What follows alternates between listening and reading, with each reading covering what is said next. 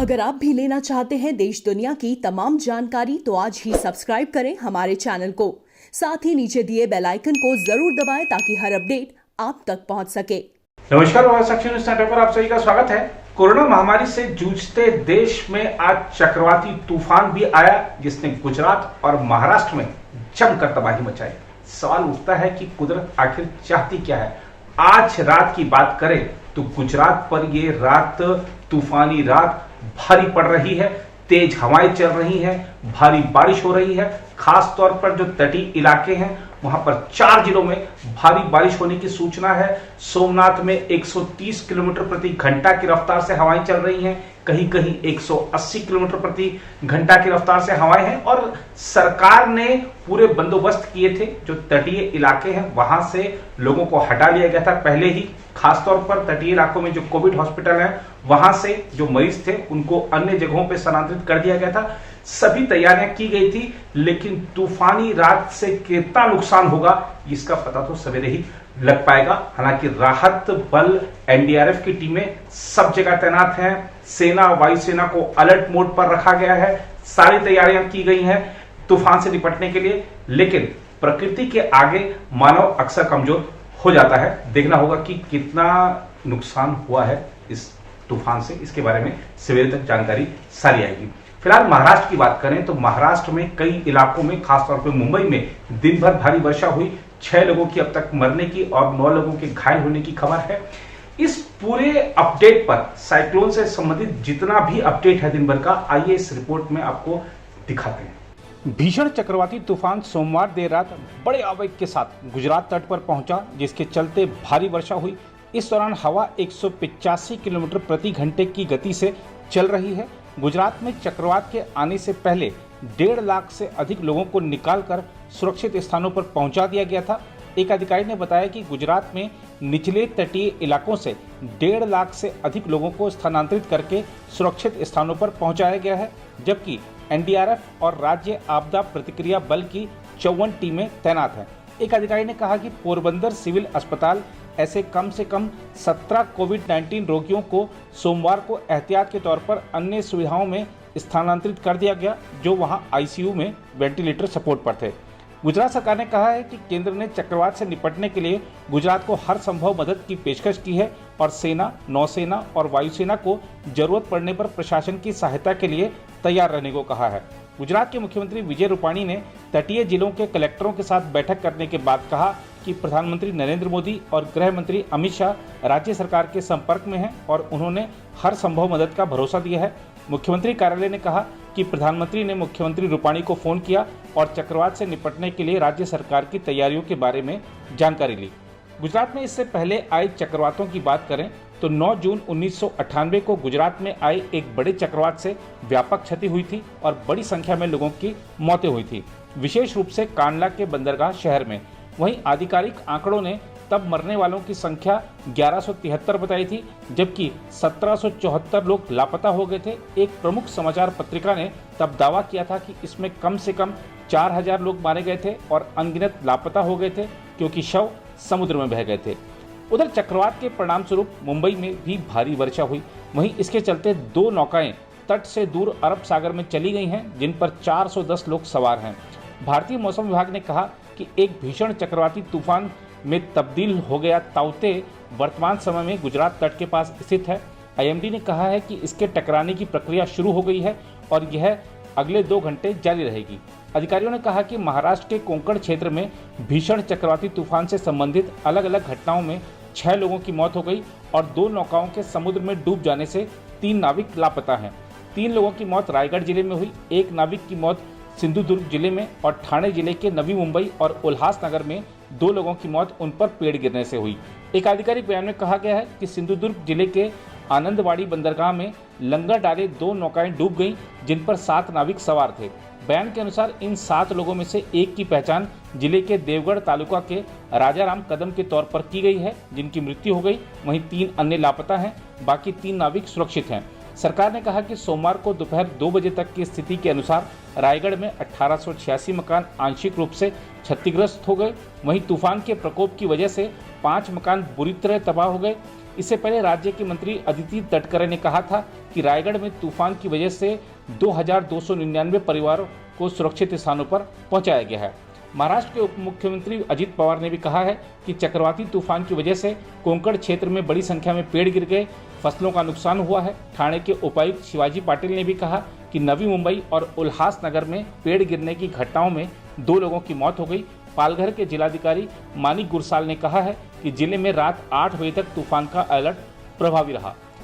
जब चक्रवात महाराष्ट्र तट से आगे बढ़ा और सुबह मुंबई के करीब पहुंचा तो छत्रपति शिवाजी महाराज अंतर्राष्ट्रीय हवाई अड्डे ने 11 बजे से दोपहर 2 बजे तक परिचालन स्थगित करने की घोषणा की और बाद में रात 8 बजे तक सभी परिचालन स्थगित रखने का फैसला किया। उधर भारतीय नौसेना ने सोमवार को मुंबई तट पर 2 नौकाओं पर सवार 410 लोगों को बचाने के लिए संदेश मिलने के बाद अपने 3 अग्रिम पंक्ति के युद्धपोतों को तैनात किया। इन 2 नौकाओं की सहायता के लिए तैनात पोतों में INS कोलकाता, INS कोच्चि और INS तलवार शामिल हैं।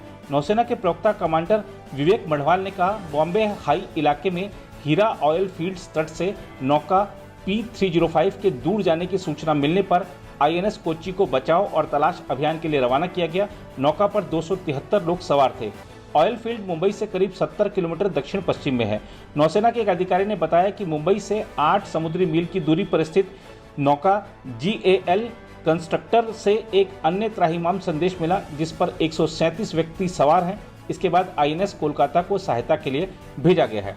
इस बीच महाराष्ट्र के मुख्यमंत्री उद्धव ठाकरे ने सोमवार को चक्रवाती तूफान के मद्देनजर मुंबई, ठाणे और राज्य के अन्य तटीय जिलों के हालात का जायजा लिया। सोमवार को दिन भर मुंबई में भारी बारिश जारी रही। इसके मद्देनजर 12,000 से अधिक नागरिकों को तटीय क्षेत्रों से सुरक्षित स्थानों पर स्थानांतरित किया गया।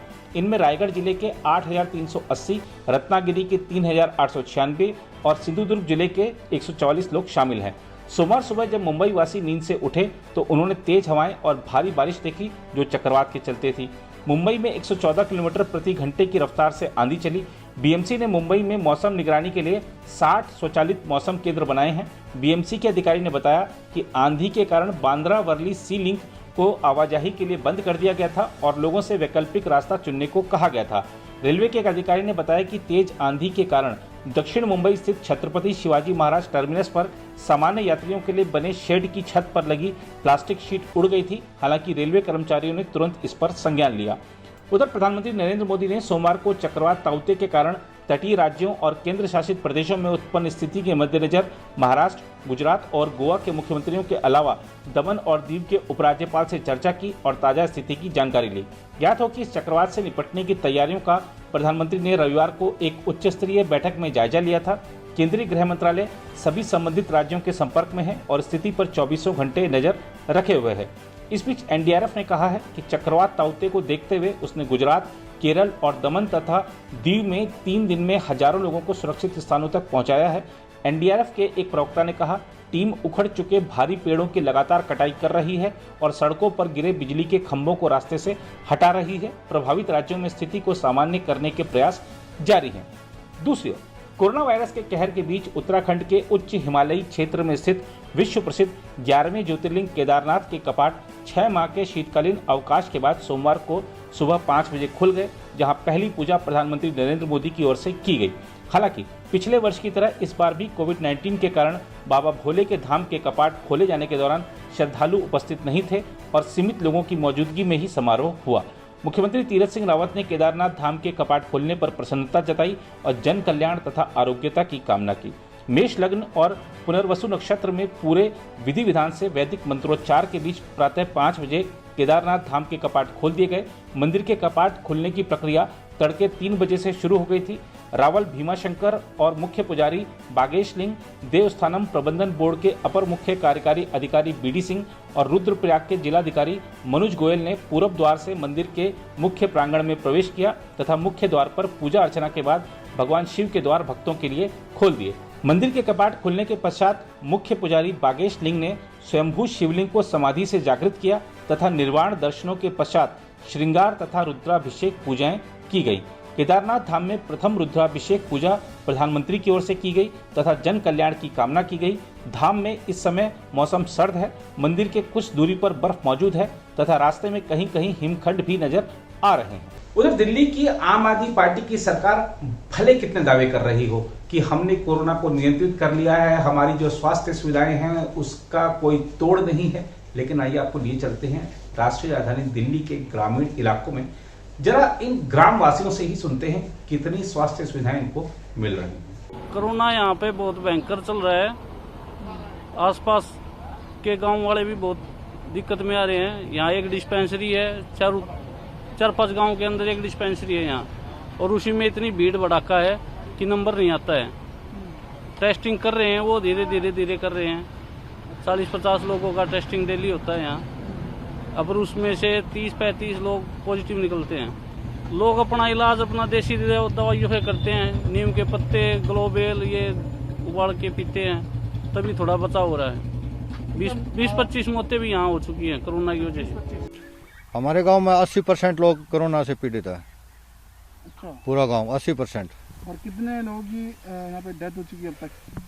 40 और 50 के बीच में हो गई। अच्छा, ये डेथ कितने दिनों के बीच में हुई है? ये हुई है 15 दिन के अंदर अंदर।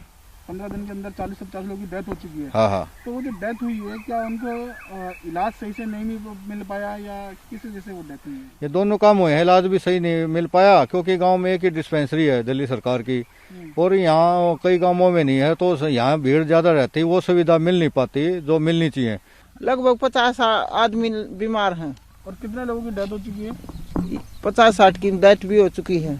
अच्छा, तो जो डेथ हुई थी, क्या उनको इलाज नहीं मिल पाया सही से? नहीं जी, सरकारी में पूछा को ना, और प्राइवेट अपने इलाज करवा, वहाँ वही को ना उनकी देखभाल जी, कुछ सुविधा को ना। अच्छा, कोई भी सुविधा नहीं है, सब सरकारी अस्पताल में भीड़ है, लगभग ज्यादा भीड़ है, वहाँ दवाई नहीं मिलती।